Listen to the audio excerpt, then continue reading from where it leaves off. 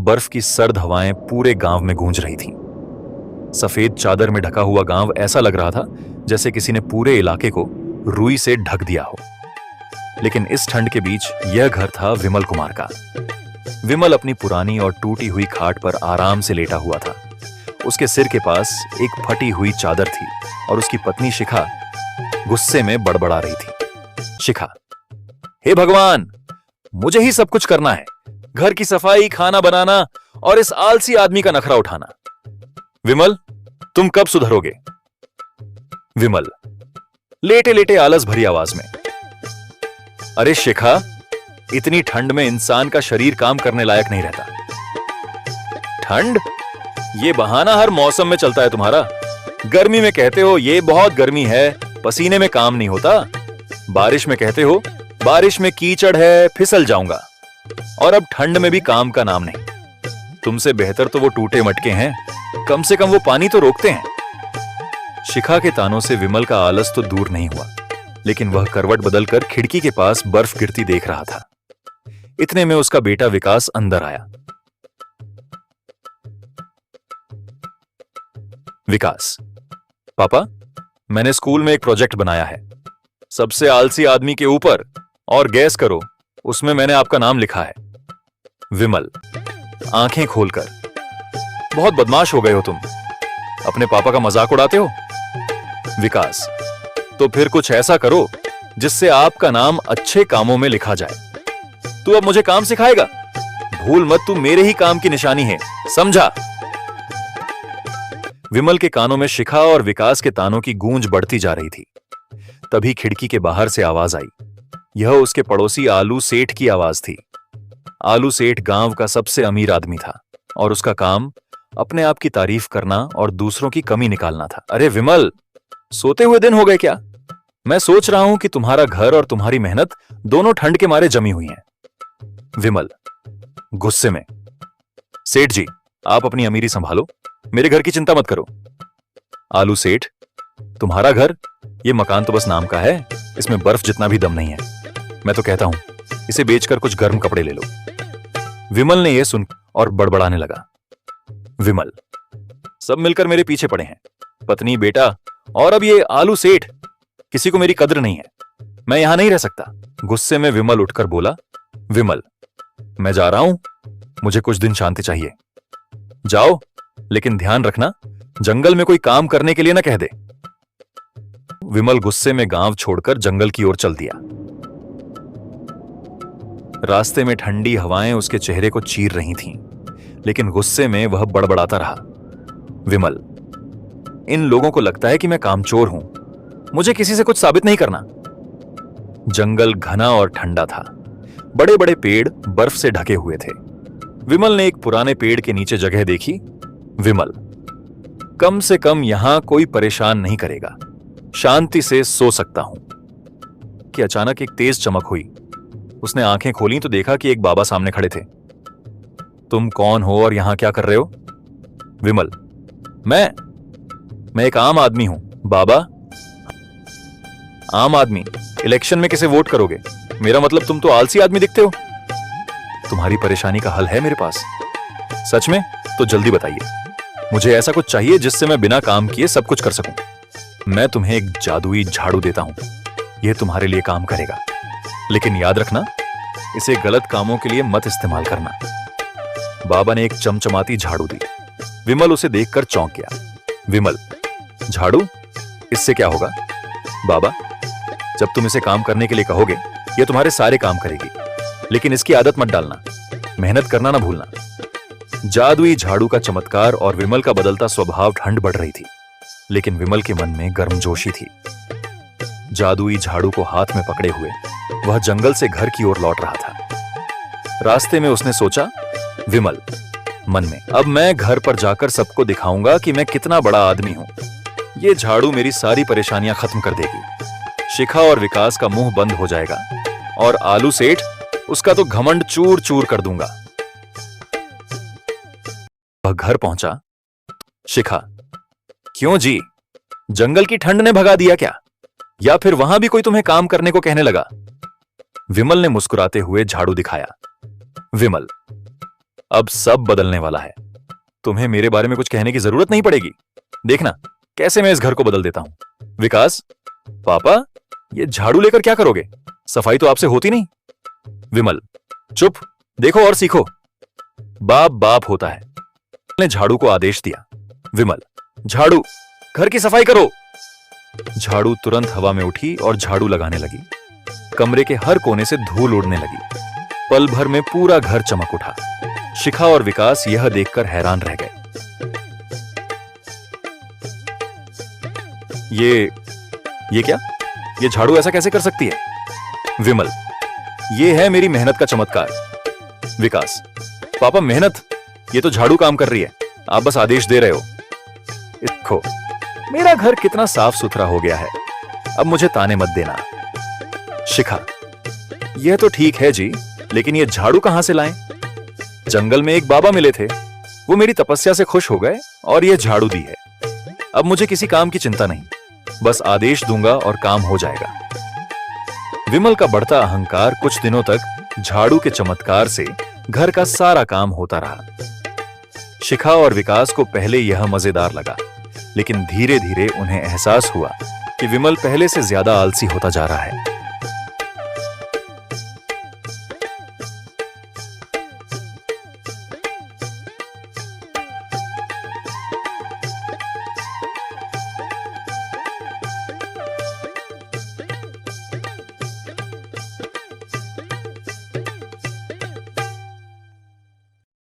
विमल, तुम्हें कम से कम थोड़ी मेहनत करनी चाहिए।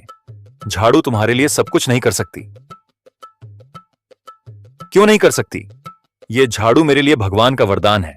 अब मैं आराम करूंगा और झाड़ू काम करेगी। धीरे धीरे विमल झाड़ू पर इतना निर्भर हो गया कि उसने आलू सेठ के सामने डींगे मारनी शुरू कर दी।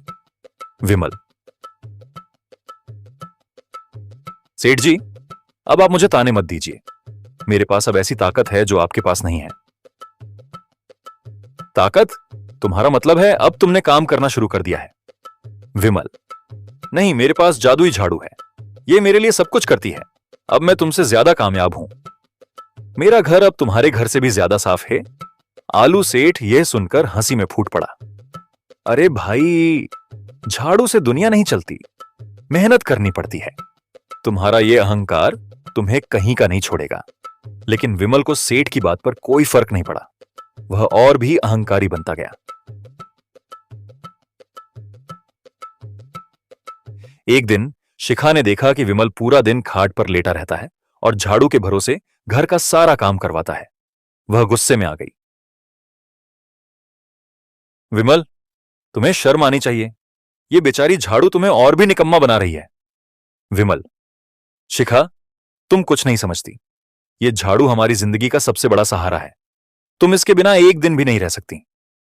गुस्से में शिखा ने झाड़ू को उठाया और जोर से पटक दिया। झाड़ू टूट गई।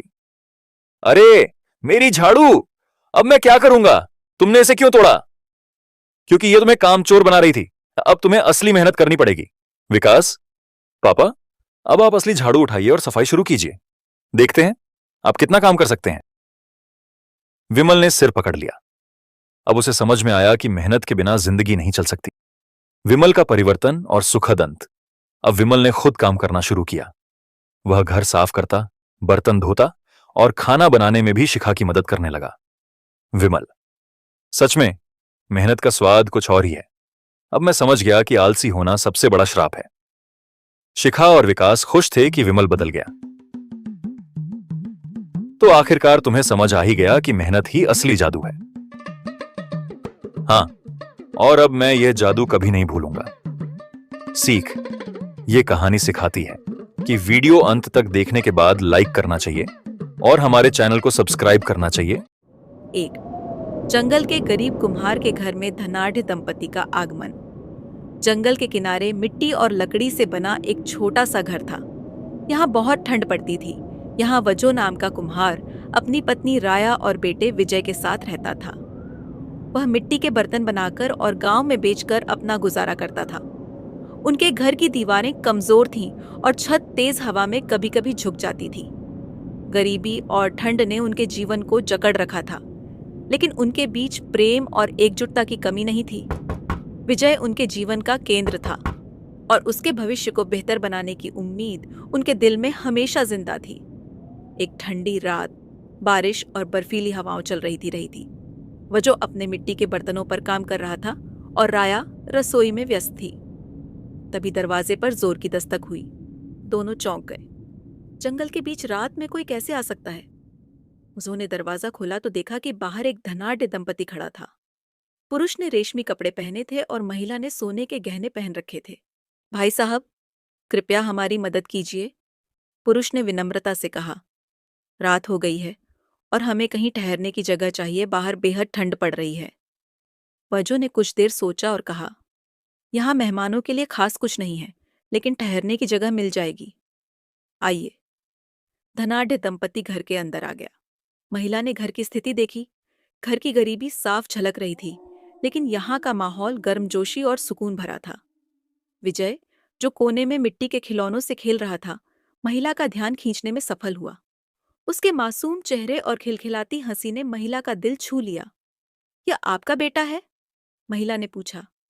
हाँ विजय, राया ने मुस्कुराते हुए कहा। यह हमारे जीवन का सहारा है। यह भगवान का दिया हुआ वरदान है, वजो ने जोड़ा। धनाढ्य दंपति ने एक दूसरे को देखा। वे अमीर थे, लेकिन संतान का सुख उन्हें नसीब नहीं हुआ था। पति ने गहरी सोच में कहा, यह घर छोटा हो सकता है, लेकिन यहाँ माता पिता के स्नेह का खजाना है, जो हमारे पास नहीं है। इसके बाद उन्होंने वजो और राया के सामने एक अजीब प्रस्ताव रखा। अपने बेटे को हमें सौंप दीजिए। हम उसे शहर ले जाएंगे, जहाँ वह अच्छी शिक्षा पाएगा और महान व्यक्ति बनेगा। 12 साल बाद वह यहाँ लौटेगा, आपके लिए गर्व और खुशी लेकर।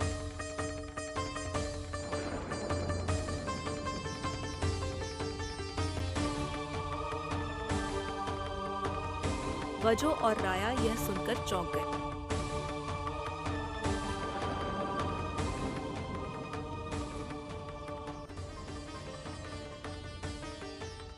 राया ने कहा, विजय हमारा जीवन है, उसे छोड़ना हमारे लिए असंभव है। लेकिन वजो ने इसे विजय के उज्जवल भविष्य के रूप में देखा। विजय ने भी उत्साह से कहा, माँ, पिताजी, मैं जाऊंगा, मैं बड़ा आदमी बनकर लौटूंगा। आखिरकार भारी मन से वजो और राया ने विजय को धनाढ्य दंपति को सौंप दिया। जाते समय राया ने विजय को मिट्टी का एक खिलौना दिया। इसे अपने पास रखना, उसने कहा, यह तुम्हारी जड़ों की याद दिलाएगा। शहर का जीवन और लालच की शुरुआत और शिक्षा दी। विजय ने कड़ी मेहनत की और समय के साथ एक सफल व्यापारी बन गया। वह नए दोस्तों से मिला, बड़े व्यापारिक घरानों में अपना नाम बनाया और दुनिया को अपने काम से प्रभावित किया। विजय की लगन और मेहनत ने उसे शहर में पहचान दिलाई। उधर वजो और राया अपने बेटे की याद में दिन बिताते थे। उन्हें उम्मीद थी कि विजय एक दिन लौटकर उनकी जिंदगी बदल देगा, लेकिन इस इंतजार के बीच उनका जीवन और कठिन होता गया।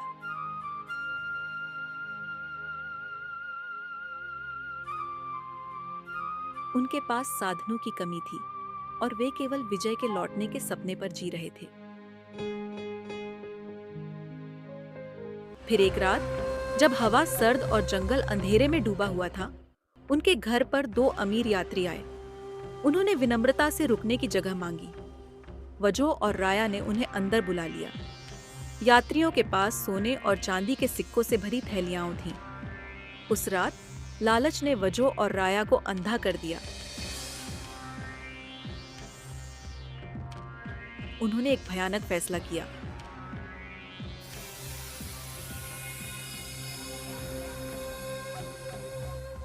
उन्होंने उन यात्रियों की हत्या कर दी और उनका धन चुरा लिया। यह उनका पहला अपराध था। शुरुआत में वे इस कृत्य से डरे हुए थे,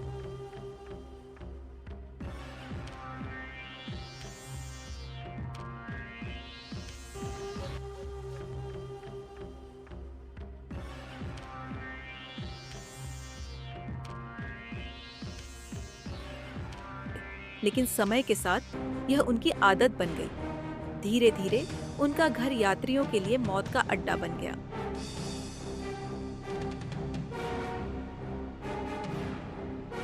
हर रात नए यात्री आते और कभी सुबह जीवित नहीं लौटते।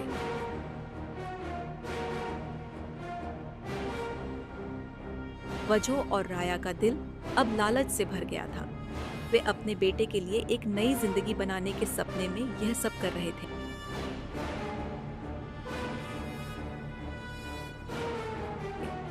लेकिन उन्हें यह एहसास नहीं था कि वे एक ऐसे रास्ते पर चल रहे थे जो उन्हें विनाश की ओर ले जाएगा।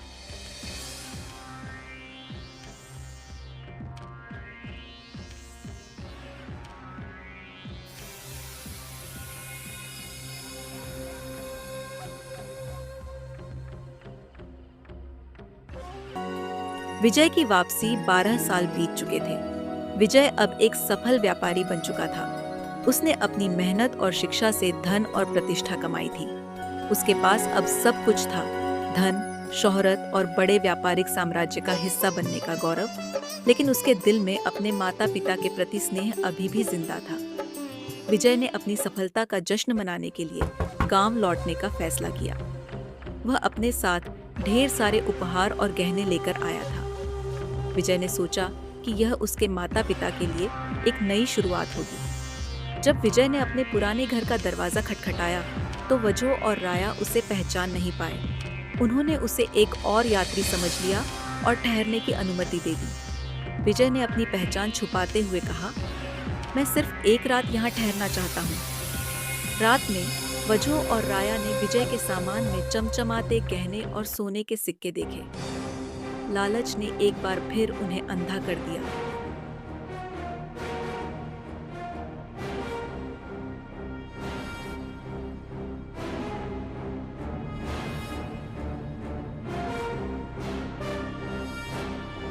विजय ने अपने आखिरी क्षणों में माँ और पिता शब्द पुकारे, लेकिन वजो और राया ने उसकी आवाज को अनसुना कर दिया। उन्होंने विजय की हत्या कर दी और उसका सामान चुरा लिया।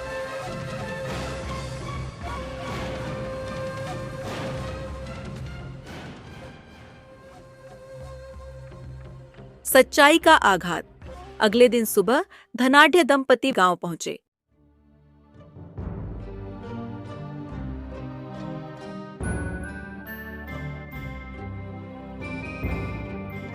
जब उन्होंने वजो और राया से विजय के बारे में पूछा तो दोनों ने कहा, यहाँ ऐसा कोई नहीं आया। धनाढ्य दंपति चौंक गए। वह कल रात आपके घर आया था। उन्होंने कहा, वह आपको सरप्राइज देना चाहता था।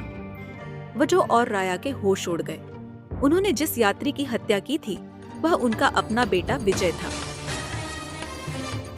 इस सच्चाई ने उन्हें भीतर तक झकझोर दिया।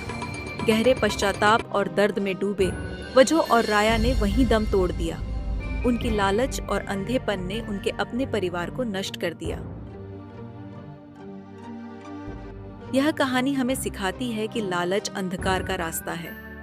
सच्चा सुख प्रेम, स्नेह और ईमानदारी में है, न कि धन और वैभव में। जीवन में सही राह चुनना ही वास्तविक संतोष की ओर ले जाता है।